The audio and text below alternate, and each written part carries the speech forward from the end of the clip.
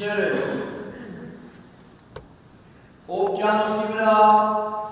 մեծ ռազմանավ էր մնում, մշուշ էր տիրում նաև ջրերի վրա,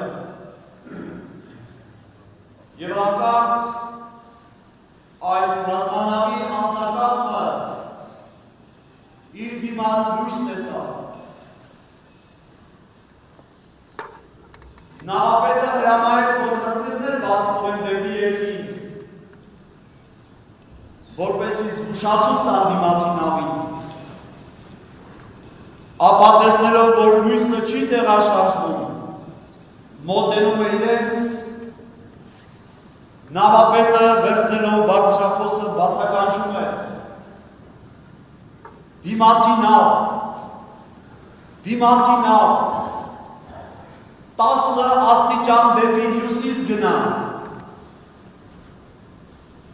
իսկ դիմացից պատասխան է գալիս. Ես չեմ կարող 10 աստիճան դեպի հյուսիս գնալ, այդ դու պետք է 10 աստիճան դեպի հարավ գնաս։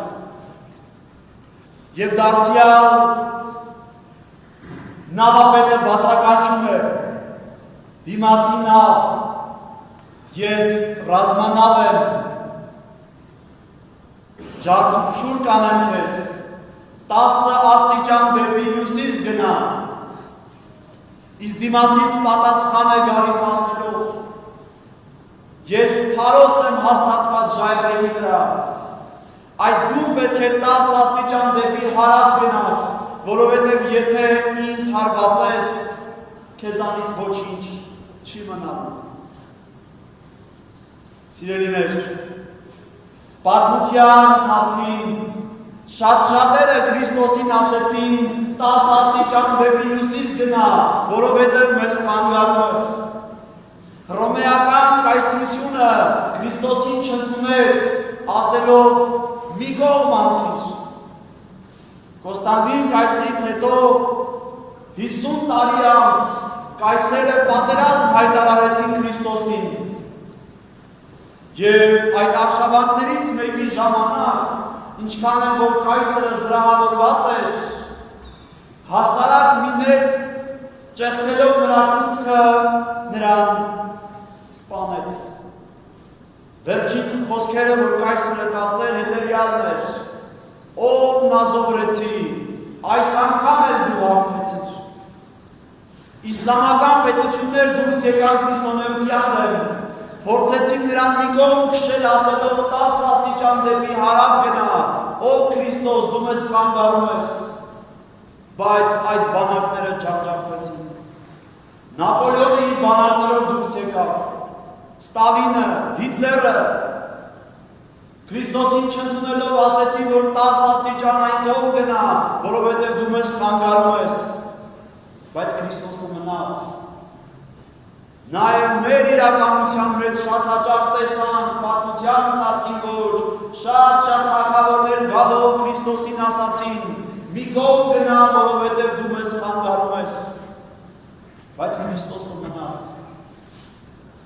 Որովհետև 2000 տարի առաջ եկածը Աստծու որդին էր, Հիսուս Քրիստոսն էր, ով եկել էր իր թագավորությունը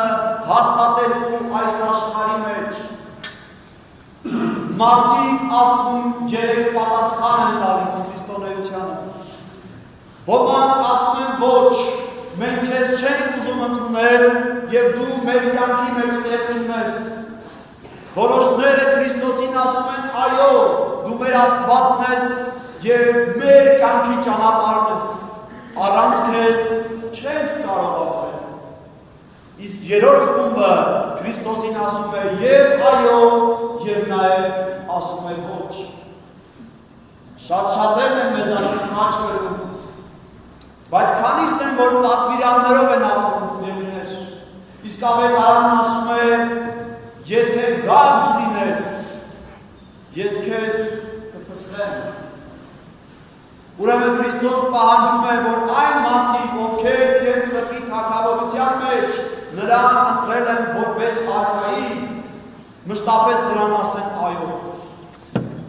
Դասախոսը մտնում է լսարան, իր ձեռքին ունենալով տոպրակներ, Տոպրակները դնում է սեղանի վրա և հանում է մի տարա։ Այդ տարան դնում է սեղանի վրա և այդ տարայի մեջ բացելով առաջին տոպրակը դնում է մեծ քարեր, շարում է մեծ քարեր, մինչև վերջ լցնում է այդ տարան և ուսանողներին հարց է տալիս ասելով. արդյոք հնարավոր է այս տարայի մեջ ուրիշ բան լցնել։ Ուսանողները տեսնելով, որ տարան լցված է, պատասխանում են ոչ, ոչինչ այլևս այդտեղ չեք կարող լցնել։ Ապա պրոֆեսորը բացում է մեկ ուրիշ տոպրակ և դրա միջից հանում է խճաքարեր։ Մեկիկ զգուշությամբ այդ խճաքարերը անցկացնում է այդ տարայի մեջ, մեծ քարերի կողքին։ Եվ ապա հարց է տալիս ուսանողներին ասելով. այլևս հնարավոր է այս տարայի մեջ ինչ-որ բան լցնել։ Իսկ ուսանողները տեսնելով, որ մինչև հռում խճաքարերը լցված են, ասում են ոչ, այլևս լցված է։ Ապա պրոֆեսորը հանում է մանր ավազահատիկներ և զգուշությամբ փորձում է այդ ավազահատիկները տեղավորել այդ բանկայի այդ տարայի մեջ։ Եվ սա ևս ստացվում է նրա մոտ։ Եվ դարձյալ հարց է տալիս. այլևս հնարավոր է այս տարայի մեջ ինչ-որ բան լցնել։ Ուսանողները այս անգամ վերջնականապես հաստատում են, որ հնարավոր չէ, որովհետև մինչև վերջ լցված է։ Ապա դասախոսը հանում է ջուրը և սկսում է զգուշությամբ լցնել այդ տարայի մեջ։ Եվ հարց է տալիս ուսանողներին ասելով. ինչ սովորեցիք այս արարքից, որ ես կատարեցի։ Ուսանողներից մեկը պատասխանեց, որ մենք հասկացանք, եթե մարդ արարածը ուզենա իր կյանքի մեջ ինչ-որ բան տեղավորել, ապա նա անպայման դրա ձևը կգտնի։ Պրոֆեսորը պատասխանում է, որ թերևս ճիշտ է քո պատասխանը, բայց իր տված դասը սա չէ, որ ուզում եմ սովորել։ Այլ մեկ այլ բան։ Սիրելիներ, այդ տարան մեր կյանքն է, մեր բոլորի կյանքը։ Ուրեմն ինչ պիտի առաջինը ունենանք մեր կյանքի մեջ։ Այդ մեծ քարերը մեր արժե համակարգն է։ Այդ մեծ քարերի ներկայությունը մեր հավատի ներկայությունն է։ Այդ քարերից մեկը մեր կյանքում կարող է լինել հենց Աստծո խոսքը, կարող է լինել հենց Հիսուս Քրիստոսի ներկայությունը։ Այդ մեծ քարերից մեկը կարող է լինել մեր ընտանիքը, մեր կարիերան, մեր ուսումը, մեր հայրենիքը կարող է լինել այդ քարերից մեկը, մեր եկեղեցին կարող է լինել այդ քարերից մեկը, ավետարանը կարող է լինել այդ քարերից մեկը, աղոթքը կարող է լինել այդ քարերից մեկը։ Դրա համար է ավետարանն ասում, որ ես իմ տունը ժայռի վրա պիտի կառուցեմ և Աստված պիտի դառնա այդտեղ անկյունակար։ Եվ այսօրվա պատարագով, տարվա առաջին պատարագով Տերը մեզ հարց է տալիս. արդյոք քո տունը, քո հավատի տաճարը իմ վրա ես հիմնել, թե այլ բաներ։ Անշուշտ մեր կյանքի մեջ նաև ուրախություն է պետք։ Այդ ավազահատիկները, այդ մանր բաները, որ մեր կյանքի մեջ ևս շատ կարևոր է, դրանք մեր խրախճանքներն են, մեր կյանքի ուրախություններն են, այն ամենը, ինչը որ մեզ նաև ապրեցնում է, բացի այդ ֆունդամենտալ և կարևոր բաներից։ Բայց արի ուտես, որ մարդ արարածը իր կյանքը չի կարող հիմնել միայն այդ մանր բաների վրա։ Տեսեք, շատ-շատերին ես բնավորության համար ասում են ինչ ջրիկ մարդ ես չէ։ Այդ ջուրը հենց այդ խորհուրդ ունի, որ երբ որ մարդը ուզում է Աստծո արքայությունը շահել, այդ բնավորությամբ և այդ տեսակով ինքը չի կարող Աստծո արքայությունը։ Եվ Քրիստոս այսօր ասում է, որ ուզում եմ, որ դուք ինձ լուրջ վերաբերվեք, որովհետև եթե ինձ լուրջ չվերաբերվեք, իմ արքայությունը չեք կարող շահել։ Ահա, երբ որ Քրիստոս իր աշակերտների հետ շրջում էր Երուսաղեմում, աշակերտները հիացած էին Երուսաղեմի տաճարով և զարմացած էին, թե մարդ արարածը ինչպես կարող է այսպիսի հրաշագերտ տաճար կառուցել, և Քրիստոս նրանց հետևյալն ասաց. ճշմարիտ եմ ասում ձեզ, որ քարը քարի վրա չպիտի մնա։ Եթե եղել եք Երուսաղեմում, ապա այնտեղ հանդիպած կլինեք լացի պատին, կամ լսած կլինեք լացի պատի մասին, որ Երուսաղեմացիները գնում են և կանգնելով այդ պատի դիմաց իրենց գլուխները տալիս են այդ պատին և հիշում են, որ այդտեղ տաճար է եղել ժամանակին։ Հիմա այդ տաճարի կողքին իսլամական, մուսուլմանական մի մեծ տաճար է կանգնած։ Ինչն է պատճառը, որ այդ տաճարը մինչև հիմա կանգուն չէ։ Ինչու Երուսաղեմացիները այսօր այդ տաճարը չունեն։ Ինչն է նրանց պակասում։ Միթե գումարը։ Իհարկե ոչ։ Սա մարգարեություն է սիրներ, որովհետև Ավետարանի մեջ Քրիստոս ասում է. Երուսաղեմ, Երուսաղեմ, դու որ քո մարգարեներին կոտորում էիր, քանի անգամ ցանկացա քեզ հավաքել, ինչպես հողը իր ձագերին կհավաքեր իր թևերի տակ։ Բայց մինչև Քրիստոսի երկրորդ գալուստ ասում է, որ այդ տաճարը չպիտի վերականգնվի։ Այնպես էլ այսօր ձերներ նկատում ենք, որ մեր տաճարներն են փորձառուն քանդվելու։ Շատ-շատերից տաճարները կիսատ է և շատ-շատերը իրենց հավատի տաճարի առջև կանգնած իրենց գլուխները հարվածում են այդ տաճարի քանդված պատերին և ցանկանում են, որ Աստված իրենց կյանքում հրաշագործի։ Բայց այդպես չի լինելու սերներ։ Մինչև Քրիստոսով մեր տաճարները չվերականգնենք, նրան մեր տաճարների մեջ չբերենք ու չբնակեցնենք, մեր տաճարները կանգուն չի մնալու։ Ասում է, երբ որ հրեա ժողովուրդը փորձում էր իր համար թագավոր ընտրել, Քրիստոսից 1000 տարի առաջ ընտրեցին Սաուլին։ Եթե մի դաշտի մեջ ասում է 10,000 մարդ կանգնած լիներ, Սաուլը բոլորից կտարբերվեր, որովհետև բարձրահասակ էր։ Ահա, եթե ասում է 7 միլիարդ մարդությունը